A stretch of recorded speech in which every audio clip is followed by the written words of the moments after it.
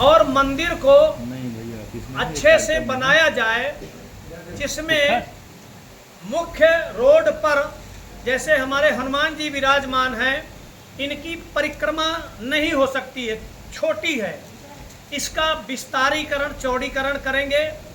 राम दरबार बगल में रहेगा और शिव दरबार रहेगा। ऐसा हम मुख्य रोड पर करेंगे जिससे लोग अच्छे से दर्शन कर सकें। जिसमें दुकानें थी उनको हम लोगों ने कोर्ट के माध्यम से खाली करवा लिया।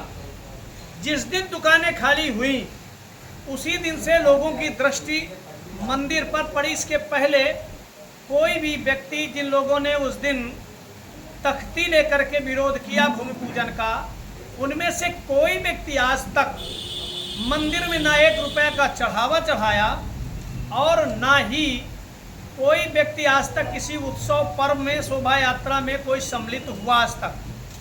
उन लोगों को प्रलोभन दिया गया इस बात का कि दुकानें मिलेंगी। मुझे कहने में कोई संकोच नहीं होता है।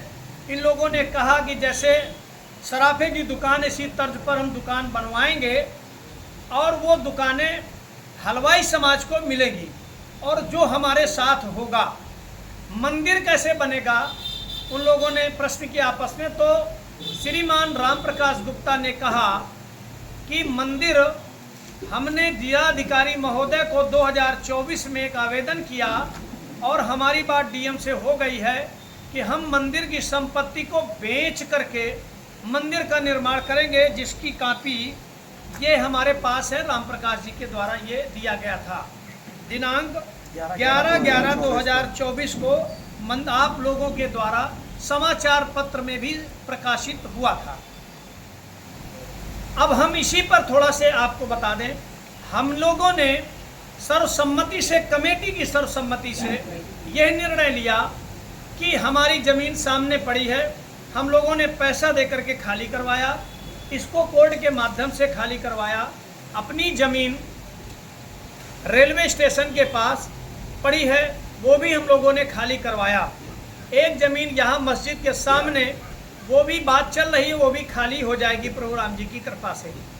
ये ज़मीनें जब खाली देखा तो इन लोगों के मन में लोभ आया। हम लोगों ने जो प्लान किया, ये मुख्य रूप से है आप लोगों को बताना। नक्शा बनाया जिस पर कि हमने बताया हनुमान जी का परिक्रमा बढ़ेगा, राम दरबार, शिव दरबार और क्या है, राधा कृष्ण जी। हाँ, राधा कृष्ण जी का ये जितनी जगह है उसी में हम फ्रंट में बनाएंगे। कोई भी दुकान फ्रंट में नहीं बनेगी। मार्केट के नाम पर हम लोगों ने मन में किया कि इस गली के अंदर से ऐसे हम बनाएंगे, वो भी बेसमेंट में बनाएंगे, भूमि तल में बनाएंगे।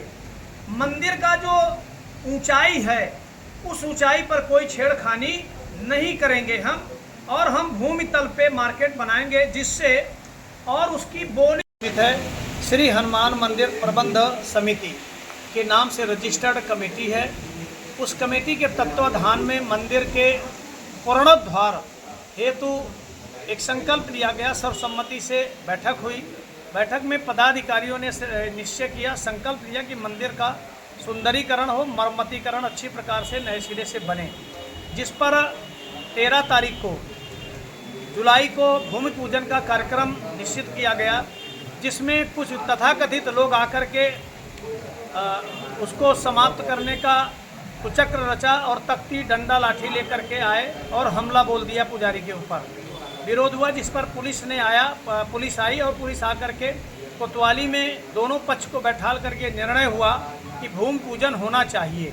हमारा संकल्प है कि मंदिर का निर्माण हो, मंदिर को भव्यता प्रदान की जाए, जिसकी पारदर्शिता के लिए हमने भूमि पूजन के पश्चात इसी परिसर पर एक ऐसी बैठक की जाए जिसपे कि पारदर्शिता बनी रहे, आय व्यय का विवरण भली भांति हो और उसकी मंदिर के निर्माण में भी लोगों की सहभागिता बने। परंतु इन लोगों के मन में जो कलुषित धारणा थी कि मंदिर की ज़मीन हमारे हाथ से जा रही है और इस उद्देश्य को, उसको पूर्ण ना होते हुए देख करके इन लोगों ने ये प्रण किया कि मंदिर होगा तो हमारे हाथ से होगा। और ये समिति, मेरा कहना ये है, जिलाधिकारी महोदय के पास जाकर के हम लोगों ने कहा, हमारी रजिस्टर्ड कमेटी है, इस कमेटी का पालन नियमानुसार होना चाहिए और हमारी जो नियति और नीति है उस पर भी कोई संदेह नहीं है। हमने पूरी बात जब रखी सदर मजिस्ट्रेट के सामने, उन्होंने इसको स्वीकार करते हुए कहा कि श्रीमान राम प्रकाश जी, आप इस समिति के अनुसार प्रबंधक नहीं हैं, अगर आपको ऐसा करना है तो आप चुनाव लड़ सकते हैं। तब ये ढोल-मोल बात करते हुए इस बात को स्वीकार नहीं किया। हम पुनः जिलाधिकारी महोदय के समक्ष प्रस्तुत होंगे और कहेंगे कि इस रजिस्टर्ड कमेटी को या तो आप अमान्य घोषित करिए या तो उसके अनुसार समिति के पदाधिकारियों के संकल्प को पूरा करने के लिए आप आदेशित करें। इसी उद्देश्य को लेकर के कि मंदिर बने, मंदिर की भव्यता पुनर्प्राण प्रतिष्ठा हो और हनुमान जी विराजमान मंदिर, उनकी परिक्रमा का विस्तारीकरण हो और रोड पर हम लोगों ने राम दरबार, शिव दरबार और देवी देवताओं का हमारा बढ़िया सुंदर सा मंदिर बने और इसके बाद एक भव्य धर्मशाला और इसके बाद फिर सत्संग भवन बने, जिससे कि समाज क्षेत्र के लोग धर्मावलंबी यहाँ पर भव्यता पूर्वक कार्यक्रम कर सकें। जिसके उद्देश्य को पूर्ण करने के लिए समिति के पदाधिकारी, अध्यक्ष, प्रबंधक और महामंत्री, मैं संरक्षक होने के नाते मेरा एक संकल्प है कि मंदिर भव्यता पूर्वक बने और जिस व्यक्ति को विरोध करना है वो हमारे सामने आए और विरोध का कारण बता दे, स्पष्ट कर दे। बस इसके अलावा मुझको कुछ न चाहिए। और मैं सबसे हाथ जोड़कर निवेदन करता हूँ कि ये भगवान का घर है, भगवान के घर में किसी प्रकार की राजनीति मत करो, मंदिर की भव्यता में अपना सहयोग क्यों आती है? अब अराजकता तो इसलिए आती है कि आप अपने प्लाट को बनाने लगो तो बगल वाला आपको डिस्टर्ब करेगा जिसको करना है। इनके उद्देश्य को पूरा नहीं होते देख रहे हैं। उन्होंने ये संकल्प लिया था कि हमारे सामने की जो दुकानें बना दी जाए, हमको मिल जाए तो हम मंदिर बने, कोई दिक्कत नहीं। हम लोगों ने कहा मंदिर फ्रंट में मंदिर ही रहेगा, कोई दुकान नहीं बनने पाएगी। जब इनका ये उद्देश्य पूरा नहीं हुआ जो जगह खाली कराई तो इन्होंने इस प्रकार किया। हम लोगों ने इसको FIR के लिए भी कोतवाली में दिया। ये जगह जो खाली कराई गई, हाँ, खाली कराई गई, जिसमें 2.5 लाख रुपया हमने दिया। 2.5 लाख रुपया कमेटी ने दिया इस पर, और ये पैसा दिया गया हम लोग, नहीं तो हम लोग फ्री में एक निवेदन किया था तो वो खाली कराने के लिए तैयार भी हो गए थे। हम गलत कहाँ हैं, हमें ये बताया जाए कि तुम यहाँ पर गलत हो, ऐसा कर लो तो सारे लोग संतुष्ट हो जाए। पैसा किसने दिया? ये वाला जो पैसा मंदिर कमेटी ने दिया। ये देखिए, कोषाध्यक्ष के नाम के अगर श्री राम जी ने के अगर लेटर लिखा था कि 2.5 लाख रुपए इनको अगर पैसा दिया जाए मंदिर कमेटी, ये है जाके 2/8 है। आज जो प्रेस कॉन्फ्रेंस यहाँ पे नियत किया गया है उसके लिए, इसलिए आज हम लोगों ने इसका निर्धारण इसलिए किया है, जिस तरह की गतिविधियाँ मतलब हम लोग क्या कहते मंदिर कमेटी की तरफ से कार्यक्रम संचालन के लिए रणनीति तय करते हैं और विरोधी आगे जिस तरह से घटनाएं क्या अराजकता का माहौल फैलाया, उससे हमारे कार्यकर्ताओं में भी भय का माहौल व्याप्त है। जैसे आगे के कार्यक्रम लगे हुए हैं, जैसे सावन के सोमवार वगैरह है। अब कोई भी कार्यकर्ता जिस तरह से उनको लाठी डंडों से उस दिन धमकाया गया, या आज भी उनके घर पे जाके उनको काफ़ी उल्टा सीधा बोला जाता है।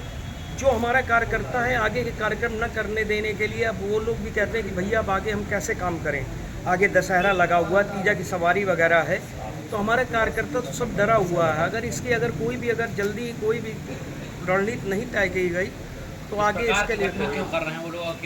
क्या लगता है उनका मेन मकसद ये है कि अगर हमको क्या प्रबंधक बना के जो भी इसकी संपत्ति है उसको बेच के हम अपने खाते में या अपने खाने पीने के खर्च में इस्तेमाल करें, यही उनका मेन उद्देश्य है। किसके द्वारा किया जा रहा है? इसके पहले भी जो प्रबंधक थे श्री राम गुप्ता ने, उन्होंने कम से कम 70 लाख रुपए का गबन किया। जब हम लोगों ने इसके लिए काफ़ी उनसे अनुरोध विनय किया पैसे के लिए, बार बार वो हमसे यही कहते थे कि जब मंदिर का निर्माण होगा तो हम आपको ये पैसा देंगे। जब ये बहुत पैसे का हम लोगों ने दबाव बनाया तो उन्होंने क्या कहा, राम प्रकाश को एक बंद कमरे में उनको प्रबंधक बना दिया। कितने लाख रुपए का गमन किया है? कम से कम 70 लाख रुपए। ऐसे तो पैसा बहुत, क्योंकि हर जितनी दुकानें उठी, जितनी पगड़ी अगड़ी ली गई, अगर उसका कैलकुलेट लेंगे तो 20 साल से किराया सब वही वसूल रहे हैं। मगर जब उसका एक एक पैसे का हिसाब मांगा गया तो उन्होंने देने से इनकार किया। और हम लोगों से कमेटी से जो अगर पूरा पैसा आप जहाँ से हम लोगों ने पूरा कलेक्शन या जो हम लोग करते हैं उसका आज भी पूरा एक एक आय व्यय का ब्यौरा हम पूरा देने को तैयार है। हमारे पास अब लिखित में पूरा रखा हुआ है। जी, आपका परिचय? हमारा हनुमान मंदिर प्रबंध समिति के महामंत्री हैं।